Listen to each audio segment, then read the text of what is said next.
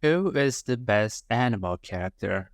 Let's find out. Also, make sure you guys stay until the end of the video for a bonus tip regarding Anemo characters. I want to start this list with my first ever 5-star character, Jean. Who doesn't like eating villagers off of a cliff for fun?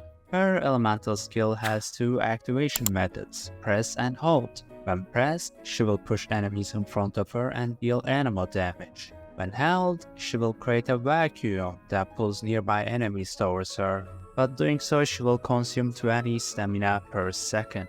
Her burst is a great way to swirl and heal your party that scales off of her attack. Combined with her second ascension skill and Anemo Kagauchi's passive, you can pretty much use her burst off cooldown. For me, Jean is still a solid A tier character. Alright, let's move on to my favorite Anemo character, Farzan.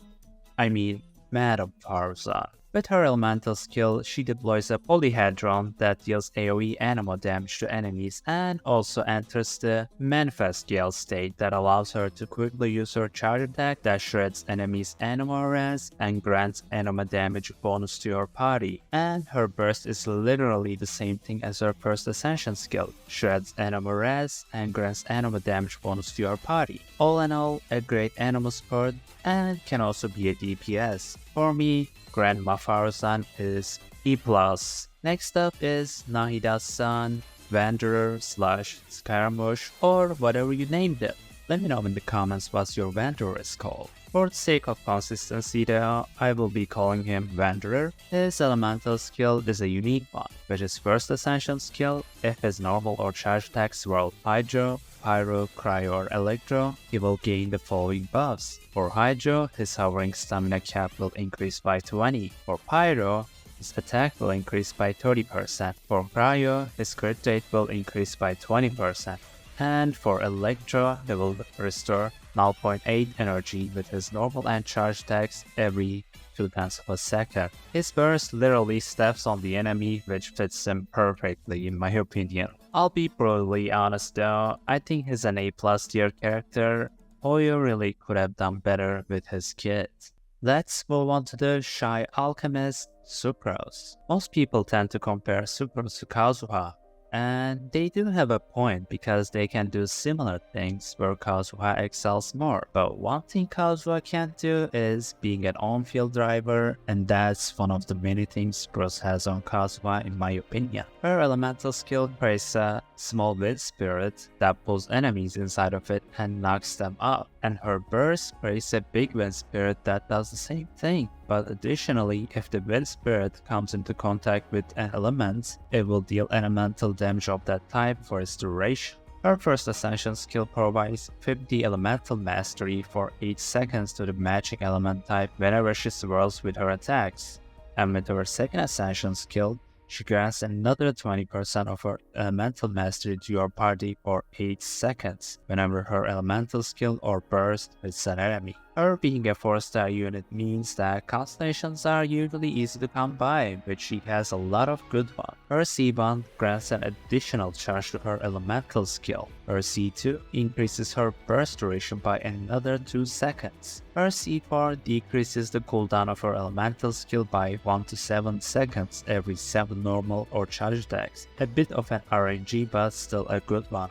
Her C6 grants 20% elemental damage bonus to your party whenever her burst absorbs an element. For me, Sucrose is an A+ tier character. I don't see her being irrelevant anytime soon. And next up is another amazing on-field driver, Hazel. I am going to simplify his elemental skill for you guys. It has a press and a hold mode. When pressed, it will be a lot less effective than if you were to hold, and when held, he gains up to 4 declension stacks and launches a powerful attack. Also, thanks to his first ascension skill, whenever he swirls other elements, he gains up to 4 declension stacks. And this skill greatly benefits from his C6 that grants crit rate and crit damage bonus respectively. His burst kicks enemies in front of him similar to Wanderer.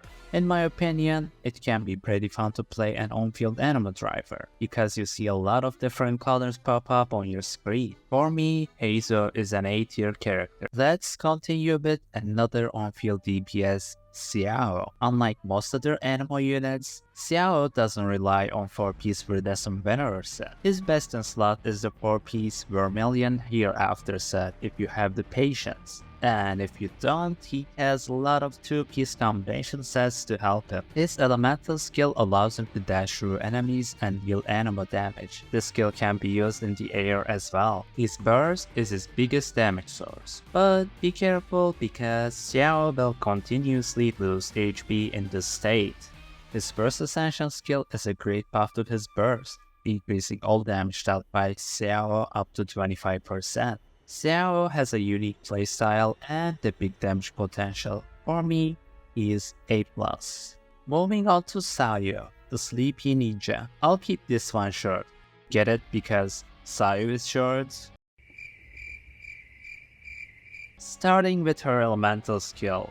It's quite similar to Kirara's elemental skill like I mentioned in my previous video, but with an extra catch. She absorbs the element type she comes into contact with and deals extra damage of that element type. She can also build bridges as well. And her burst heals your active character based on her attacks similar to G. One thing I use her a lot for is catching crystal flies because she doesn't startle them until you catch one of them. A solid B tier character. And let's not forget about the Archon of the element type, Venti, the Tone Deaf Bard. Venti was the first ever rate up character when the game launched, but his utility and crowd control are still one of the best in the game. His elemental skill creates a small or a big wind domain based on pressing or holding. With his first ascension skill, he creates a wind current if you hold his elemental skill. His burst creates a storm eye that sucks in enemies and deals Anemo damage, and it can absorb Hydro, Pyro, Cryo, or Electro. His second ascension skill regenerates 15 energy to Venti and to the party members corresponding to the element type that was absorbed by his burst.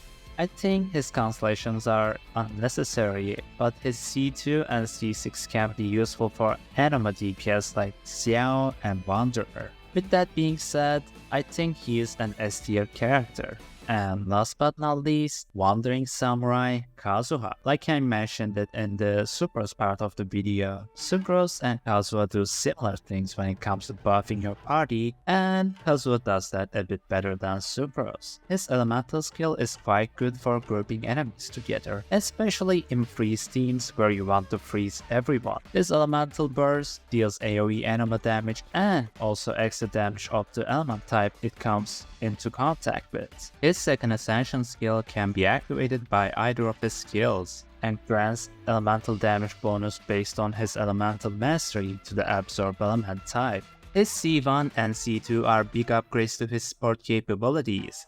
C1 resets his elemental skill upon using his burst, and C2 provides more elemental mastery to Kazuha and your party. In my opinion, Kazuha is an amazing universal support, and for that reason, he is the best Anemo character in the game. And for the bonus part, Anemo Traveler's absorption priority is Cryo, Pyro, Hydro, Electro, while all other Anemo characters follow the Hydro, Pyro, Cryo, Electro pattern. And that's the end of another tier list, guys. Like the video if you liked it, dislike if you didn't, and subscribe if you're new. Also, check out my other tier list videos. Thanks for watching, and see you guys.